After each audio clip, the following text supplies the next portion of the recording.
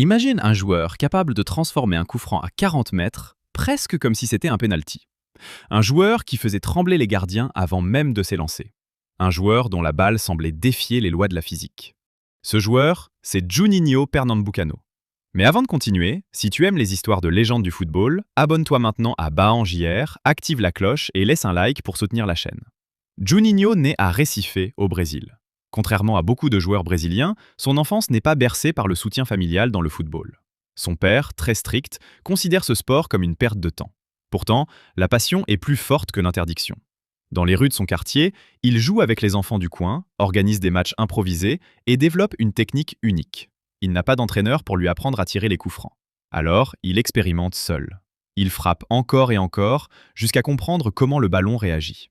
Adolescent, il rejoint le Sport Club do Recife, puis explose véritablement avec le CR Vasco da Gama. En 1998, il remporte la Copa Libertadores avec Vasco.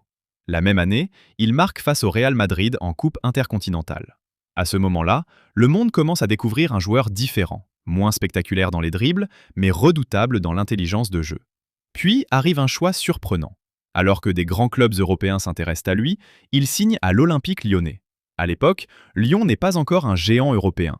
Mais avec Juninho, tout va changer. Dès sa première saison complète, il joue un rôle clé dans le premier titre de champion de France du club en 2002. Ce succès marque le début d'une domination historique, 7 championnats consécutifs. Juninho devient le moteur de l'équipe. Il distribue le jeu, marque des buts décisifs, mais surtout, il perfectionne son arme fatale, le coup franc. Sa particularité, une frappe flottante, presque sans rotation. Le ballon semble monter, ralentir, puis plonger brutalement. Les gardiens sont incapables d'anticiper. Mais ce n'est pas un don tombé du ciel. Juninho travaille de manière obsessionnelle. À une époque où chaque club utilisait un ballon différent en championnat, il demande à s'entraîner avec tous les modèles possibles pour s'adapter à leur texture et à leur poids. Il teste, répète, ajuste. Résultat, avec Lyon, il marque 44 coups francs directs. Au total dans sa carrière, 77. Un chiffre exceptionnel à ce niveau. En Ligue des Champions, il brille face aux plus grands clubs européens. Des gardiens comme Oliver Kahn ou Iker Casillas ont été battus par ses frappes imprévisibles. En 2005, il est nommé au Ballon d'Or et termine 12e. Une performance remarquable pour un joueur évoluant en Ligue 1 à cette période. Mais réduire Juninho à ses statistiques serait une erreur. Il était aussi un leader. Capitaine respecté, il a construit l'identité d'un Lyon dominateur en France et compétitif en Europe. Sous son impulsion, le club passe d'outsider ambitieux à référence nationale. En 2009, après 7 titres consécutifs, il quitte Lyon. Il termine sa carrière entre le Qatar, les États-Unis et un retour émouvant au Brésil. Il prend sa retraite en 2014. Aujourd'hui encore, de nombreux spécialistes du coup franc citent son nom comme référence absolue.